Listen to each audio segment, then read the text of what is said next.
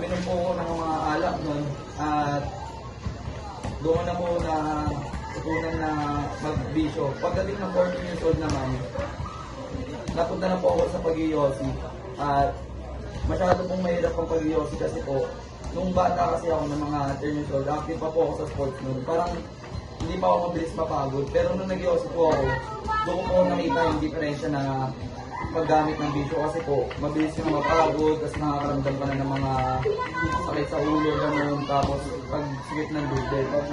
Siyempre makakaroon ka rin doon ng sakit nun, diba? Tapos magkakaroon din ng TB doon. Muntik na po ako magkaroon ng TB nung pagdating na 13 years old kasi nga po, iba po yung pagdura ko ng dugo. Ay, pagdura ko ng dura kasi nga may kasamang dugo. At doon po ako kinabahan. At nung mga 14 po kasi nawala na po yung TB na inaano na mga nung 13 years old ako. Sinimulan ko po ulit na magbisyo. Nag-inom po ako ng mga alak, tapos yosi lang po pag may mga event po sa amin. Siyempre, ganun mga buhay. Tapos ano po, pagdating ng 15, pinagpatuloy-tuloy ka pa po. Kami nag-interview.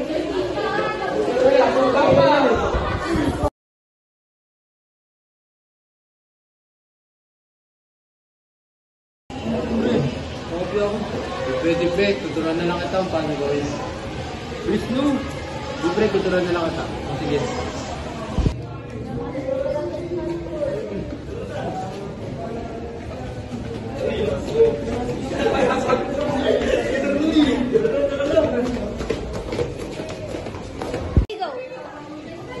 Hindi mo lang teacher. Plano natin. Ayayin natin. Ayayin natin, ako bahala.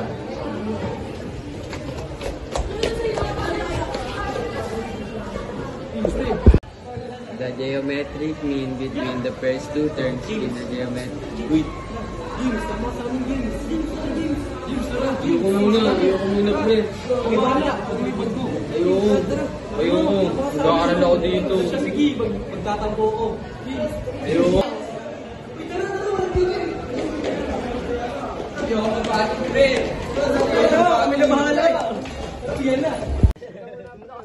Kating ka na. Pre, offset ka na, pre. Pre, sayang naman, pre. Birthday ko, pre, birthday ko. Try mo lang, pre. Try mo lang, pre.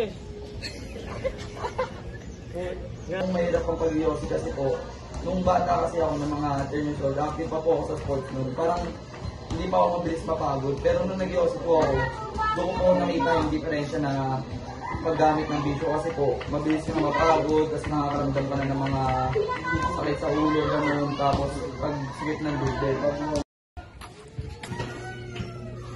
Wala, James. Ito pa. Nabalitaan ko mababa yung iyong grade. At saka di ka na umuwi sa bahay natin. Baba grades ko. Oo na, tataasan ko na sa susunod. Uwi na rin ako mamaya. Oo na. Tsaka nga, tigilan mo yung pagbibisyo mo. Pwede ba?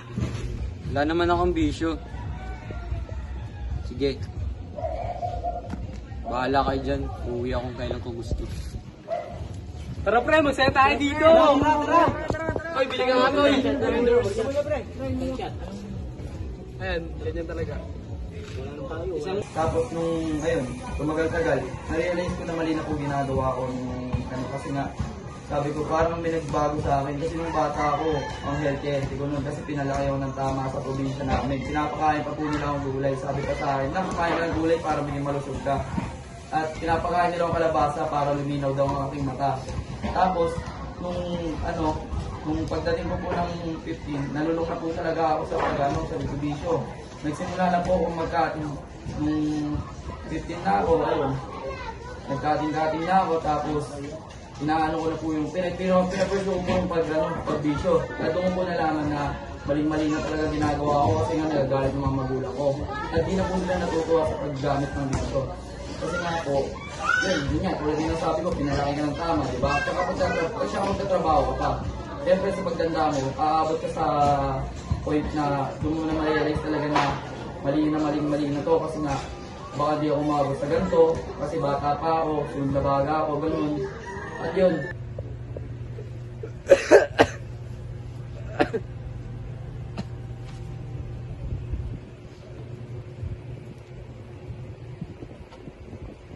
Pre, Uy, pre. Ba't ka napatawag? May lakad yung trope. Sorry. Sa iba ka na lang magpasama.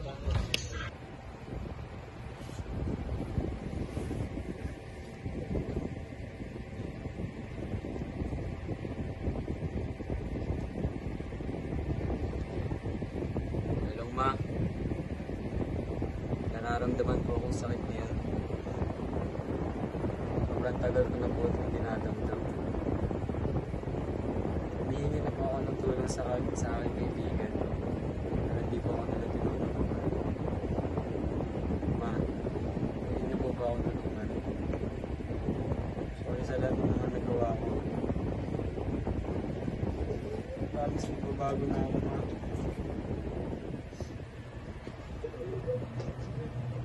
I love you, ma.